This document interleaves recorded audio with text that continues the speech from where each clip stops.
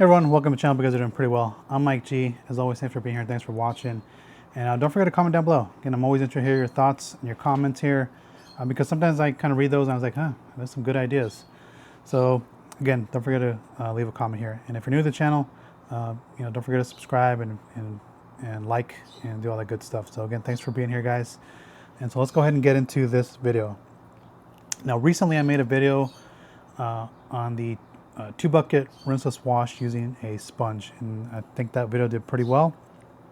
You guys came in there and posted your thoughts and your comments on that, and you guys actually shared some good ideas with that as well, especially for those of you who live in snow-like conditions.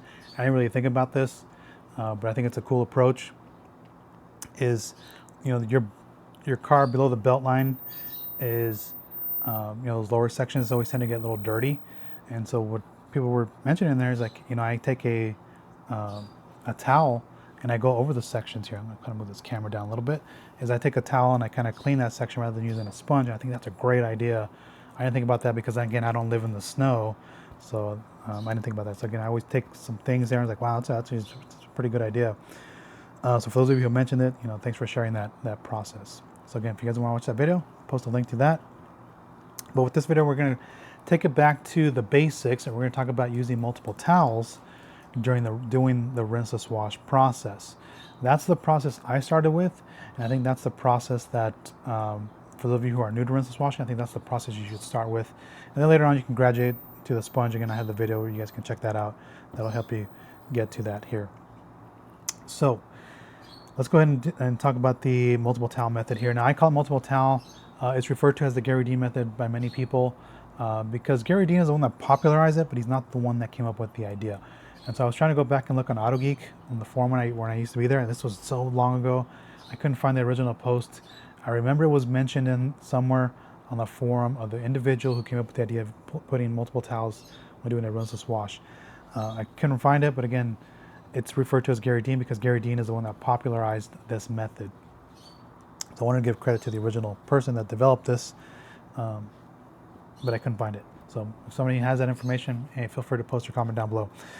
So the multiple towel method is exactly that. You're taking multiple towels, we're putting in our bucket with rinseless wash solution in there, and we're taking one towel at a time during the wash process. The gist of it, I'll show you the process that I do, but that's the gist of it. Again, I think this is a great approach to do that. So let's go over the items that you're going to need. You're going to need a bucket. So again, you're going to need a wash bucket of some sort. I recommend having two, and really that second bucket is there so that once you're done using the towel, just give it a quick wring out and then put it in your dirty bucket and that you're going to launder later. But you're going to need at least a wash bucket here. Completely up to you if you want to keep the grit guard in there. If you take out the grit guard, you're going to just have more volume in here because the grit guard does take up some space at the bottom. I just leave it in here because I'm kind of too lazy to take it out. But you can certainly take that out. I'm going to go ahead and move this out of the way. So you're going to need a bucket and then some sort of rinseless wash. Now, here's where people kind of get caught up in the weeds here. They're asking, it's like, well, there's so many rinseless washes and it's hard to choose. And that's a valid point. I mean, the market is so saturated with, and this could go for any topic, not just rinseless washing, and go for soap, ceramic coatings, polishes, compounds, any of that. And that's a great observation because that is true. So what I'm going to do is I'm going to recommend a starting point here, and I'm going to recommend starting with Optimum No Rinse. And the reason I'm saying to recommend this to start with is because this is the most popular and well-known rinseless wash, and it does a very good job. A lot of people complain that it doesn't clean well and all that kind of stuff. I think it does the job, and in my experience, just doing a lot of rinseless wash with different ones, I think this still has the best encapsulation technology out of all rinseless washes on the market. That's just me saying it. That's my opinion on there. And if you need something that has a little bit more heavy cleaning power, just get Hyperfoam. Just invest in these two, and you're going to be good to have two versatile products here. So that's that. And we'll touch base on the pre-soak here in a minute. So I'm going to put those out of the way. For this particular video, I'm using the Christmas scented version of Optimum No Rinse because I wanted to kind of just mess around with it. I was like, let me see if I can get the Christmas scent. You get the Christmas scent indoors versus outdoors, but it's the same product as the Blue O&R version. I just wanted to kind of just use this up because I did buy it, and I was like, let me at least use it. You're going to need some sort of pump sprayer for the pre-soak. Now you can use the smaller pump sprayer, or you can invest in the big IKs. If you're going to be using the big IKs, I would actually use distilled water in there and make that pre-soak on the side. If you're going to be using this, I'll show you how to make that and take advantage of this. Again, you can make the pre-soak as strong as you wish.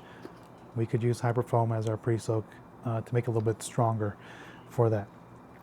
Now we're going to need towels, and you're going to need quite a bit of towels here. I would recommend you buy at least 10 just to have on hand, because it depends on the size of your vehicle. Like yesterday I watched the Equinox and I ended up going through 6 towels. It was more like 5.5, but I'm just going to say 6 towels. Again, larger vehicle. If I was washing my Camaro, I may have used like 4 towels. Right? Just kind of depends on the size of the car. Having more towels is always a good thing here. Now you're probably asking, well, which towels would you recommend? Well, you have these double flips that people like using here, where you have, you know, this side, this side. Once you use that, you can flip it to another side here, so I can actually flip it over. Go, real nice towel. The only problem with this is you're only getting 4 sides per towel. Again, a real nice towel. Again, you're only getting thing, and then 4 sides versus, I don't know what much this costs at the moment, but again, real nice towel here. If you wanted to get the double flip, I think you're going to be better off buying like these Eagle edgeless towels from, like, these are like the ones from the Rag Company. I think these are 500s or 550s, something like that. Same plush on both sides. And the reason I'm saying that is because you're going to get 8 sides with this. You're going to get this side, flip it over, 4 sides here, and then I can flip it over like so, fold my towel once again, and I have 1, 2, 3, and 4. So again, I get 8 sides total. So I would recommend just buying some of these rather than getting the double flips. Again, the double flips are nice. I just get this and save yourself some money.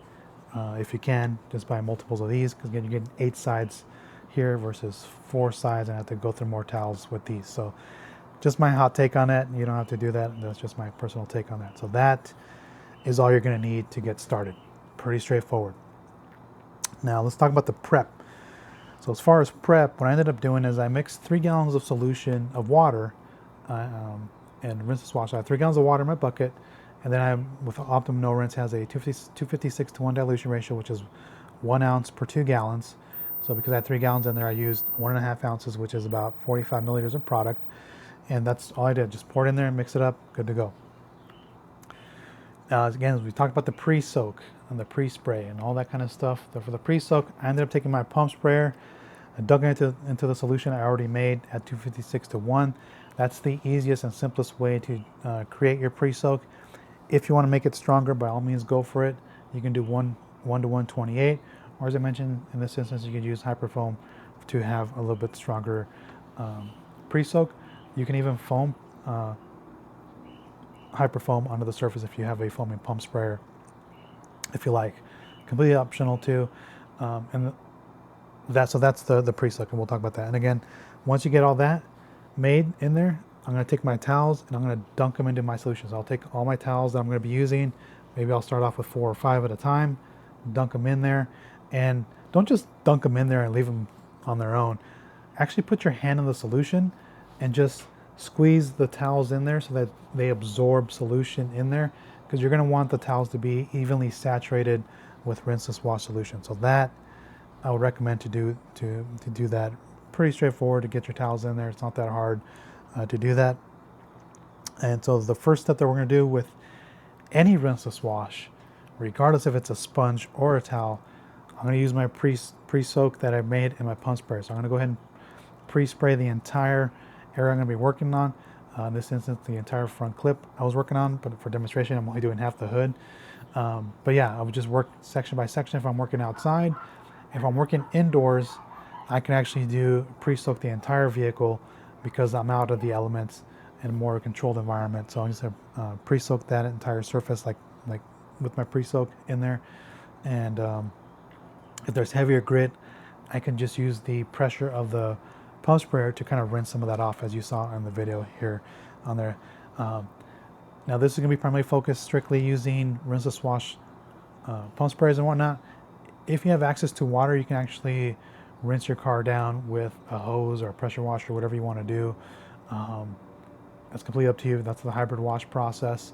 Some people don't have access to water. They live in an apartment and they just can't do that, and maybe they don't want to go and pay for the pay and spray. Completely understood, but you can just pre-soak your vehicle with that and kind of just use the pressure of the pump sprayer to rinse some of that heavy grit off. So that's the next thing. Next thing you're gonna do is you're gonna reach into your bucket. You're gonna grab a towel. Now don't just grab it and pull it out of the bucket there.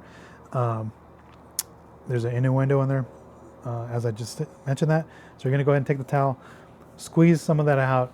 And you don't want to completely squeeze everything out because you want to have some solution in there.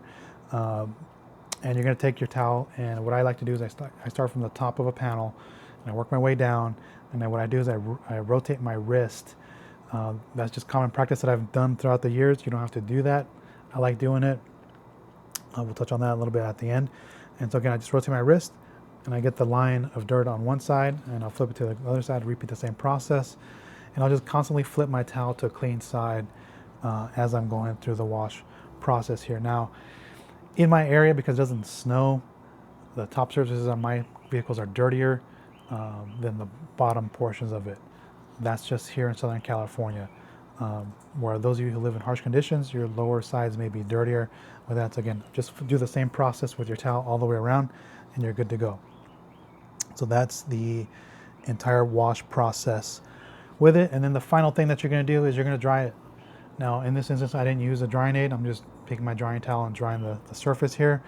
Again, the rinseless wash has enough lubrication on the surface and in itself where you don't need a drying aid. But if you want to incorporate a drying aid, by all means, go for it. You want to have the drying aid with protection, go for it.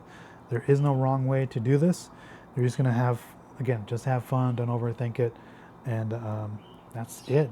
You've accomplished the rinseless wash using multiple towels. Again, it's a safe wash method. It alleviates some of the intimidation of trying to get started to do a rinseless wash. I think this is a good option too if, like my car has been outside for a week, but we've had Santa Ana's and it's been really dusty, and I didn't want to go in with a sponge. I was like, nah, I think it feels a little too gritty, and again, you have to use judgment. It's a little too gritty to use a sponge. And I was like, let me just take a towel and just go over the surface and clean that up. That's what I was doing in this video here. So you can actually do this. Say you missed, maybe you don't wash weekly, maybe bi-weekly. This is probably the better approach depending on how much dirt. Again, depending on how much dirt and where you park. But if you're a daily driver outside, 2 weeks is probably the most I would go the rinseless wash. But I'd probably use a towel for the second week. The first week I'd probably use a sponge on a weekly basis if I was doing it that. But that's my thoughts on that. And the only other thing I kind of want to touch on is, the con to this here is if you're gonna end up with a bunch of towels to launder versus just having a sponge. Some people are okay with that, some people are not. So again, just keep in mind that you're gonna have more towels to launder. So again, for the Equinox, I ended up using 6 towels to rinseless wash, and of course my drying towel, so 7 towels. And I tend to have 2 towels when I'm drying, so 8 towels that I have to wash. Versus if I was just using a sponge, I would have had a sponge that I could just rinse clean and 2 towels to launder. So again, that's going to be the one con to this. And as I mentioned during the wash process, when I do this, I tend to rotate my wrist as I come across the surface so that this area gets dirty and I still have this part clean. I'll flip it and do the same process. That's the way I kind of learned to do it. That's the way I like to do it, because the reason I don't like to do it flat like this, like if you just come and work your surface like that, is because you have dirt on every part of the surface at that point, and now you're kind of grinding stuff in there. I don't want to do that, so I kind of just stick to one motion when I do that. That's just my thought process on that. If you're one of those guys that likes to do that on the surface, go like that on one with just one side, completely up to you. Just know that if you have some sort of heavy grit that doesn't get rinsed off, it could get stuck in the towel, and if you're doing that, you're gonna end up with a scratch on the surface there. So that's just my thought process on that whole thing there. But that's primarily it for the wash process with multiple towels. I think it's I think it's a good approach. I think you guys will be perfectly safe, especially for those of you who are looking to get into rinseless washing. I think this is a good approach. It'll alleviate some of the what do you call it? The nervousness, I guess, is the intimidation factor when it comes to doing a rinseless wash and be perfectly safe. So Other than that, let me know what you guys think. Post your comments down below. Let me know what your favorite wash process is. You know, and again, my personal preference is a sponge, but again, I will on occasion use multiple towels. Let me know what you guys think. Which is your favorite wash process? Is it a sponge or is it multiple towels? And again, thanks for watching, and I'll catch you on the next one. Take care, everyone.